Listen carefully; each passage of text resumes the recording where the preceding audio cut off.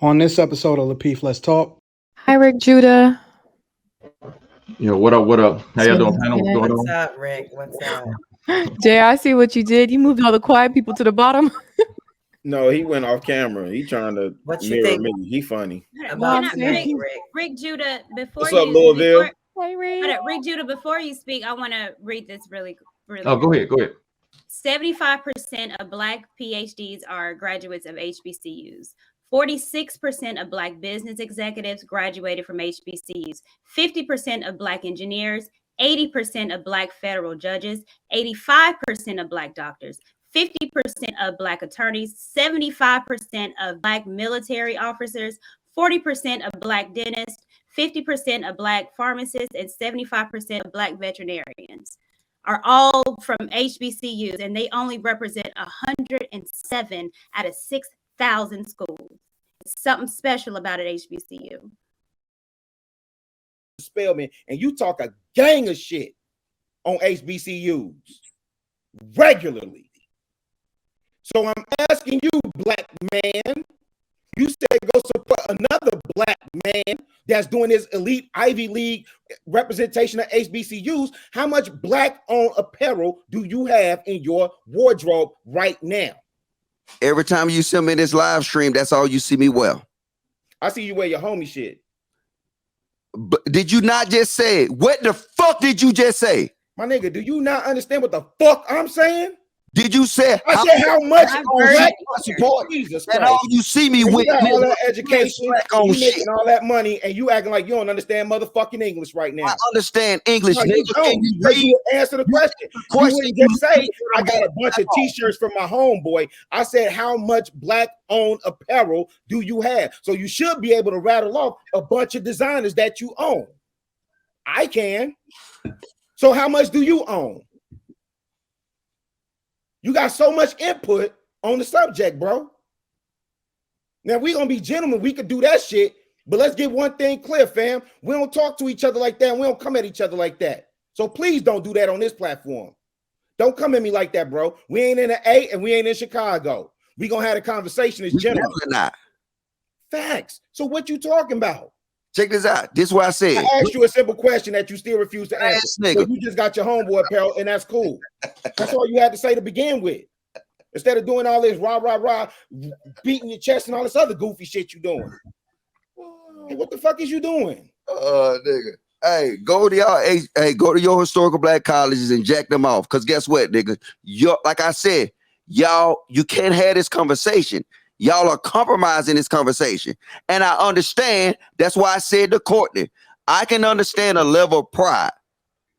If I have something that I've been involved in a long time, like if somebody was talking about my organization that I was involved in with a long time, as far as the Army, when you're discussing that to me, I will be compromised. I will remove myself out of that equation because I got pride in that shit. That's why I said to you, I asked a question. It was a simple question. I said, I understand your Let him please let the man finish. y'all got it. Y'all But let me question. ask you this logic. If I was thinking about, That's your question, ma'am. Can I say this? I don't know, because I got this logic. You don't have to cut me like I'm that. bro. saying you don't Okay, I was ask trying the to question answer then. it. Me I off, was right? trying, but listen, I was trying to answer, then you cut me off, and then you and Rilla's over there seeing whose dick is bigger. Now, if you want me to finish answering, I definitely can, and I will ask you a question. That's how a civilized conversation goes, and that's how. So I think if you're going to have a conversation about HBCUs, it is imperative. Do we understand the issues that go on with HBCU, i.e. financial aid and the financial aid lines and getting purged all the time? That is a historical black college nightmare every single semester. Yes. Do I understand the dorms? Yes, I do. You want to know why? Because I lived in them. So I understand the plight of the HBCUs and being underfunded. And that's why I try to give more, because I know that my school needs more money. So I understand the bad and the good. But what I'm not going to do is sit on an all-black platform and say historically black colleges is trash when they produce the most professionals, doctors, lawyers, judges out of everybody. There's more black people that go to PWIs than HBCUs. However, they produce the most. So it's something special about these schools. And for black folks that go to that school to be passionate about it, 15 years after graduation, it says something. And it's special. And that's something that you need to know about my school, about HBCUs, because it's an experience. And an experience is bad and good, but it's something special about HBCUs. And it would be just the same if I'm talking about being in the military. And I say being in the military is trash. Why would you sign up for that? That's dumb.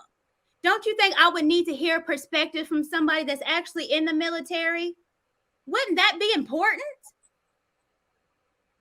So why would it not be important to talk about HBCUs that has someone that graduated and continuously give 15 years afterwards? And you know, you just did exactly what I said you was going to do. You did not answer my question. You did not. All you did is get you. You know what? You don't get any more. You don't get no more questions. I'm nobody. Literally, it's crazy. I'm not getting any questions. Oh my God! I'm petition against it. This is insane. She gave a whole dialogue and still didn't answer the question. I did answer it. You just too silly, all the theatric and trying to go in with the chameleon doing all this that you clean the sugar babies out your ear and listen. Sugar babies. JR, can I read this thing? Because me and Anton were both wondering. Real quick. Can you read what? Ralph Lauren is the executive chairman and chief creative officer of Ralph Lauren, his all-American fashion empire. He controls 84% of the voting rights. Just saying. Now, I know voting rights and ownership is two different things, man. I didn't say it wasn't. I'm just saying for us to act like he doesn't have control about things that happen in his company. But we were talking about ownership. We wasn't talking about voting. We were talking about the things that are happening. You said, do you know who owns it? And I said, do you? And then I start rattling down. Okay, I know what you said, Anton. I'm not. Why are you inflating the arguments as though you don't know exactly what we were talking about? I am clarifying something that neither of us knew. I thought you knew it.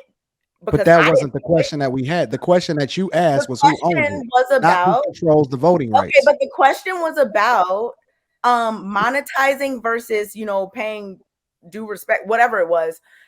And I kept saying Ralph Lauren, and you were like, you have to understand it's stocks. But that's who owns the company. Okay, and I just read based on Forbes. But I didn't say who owns the company.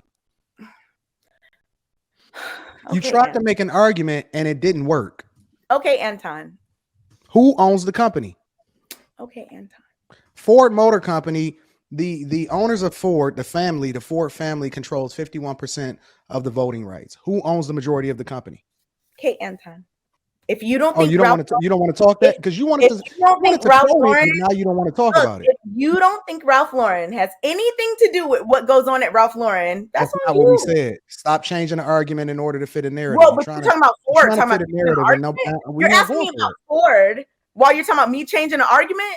No, I'm using that in order to justify what it is that I'm talking to you about. Voting shares versus ownership of the company is two different things. Okay. Thank you, ma'am. You're welcome. Hi, Rick Judah. What up? How y'all doing? What's up, Rick? What's up? Jay, I see what you did. You moved all the quiet people to the bottom. No, he went off camera. He trying to mirror me. He funny. Rick Judah, before What's up, Louisville? Rick Judah, before you speak, I want to read this really. Oh, go ahead. 75% of Black PhDs are graduates of HBCUs. 46% of Black business executives graduated from HBCUs, 50% of Black engineers, 80% of Black federal judges, 85% of Black doctors, 50% of Black attorneys, 75% of Black military officers, 40% of Black dentists, 50% of Black pharmacists, and 75% of Black veterinarians are all from HBCUs, and they only represent 107 out of 6,000 schools. something special about an HBCU.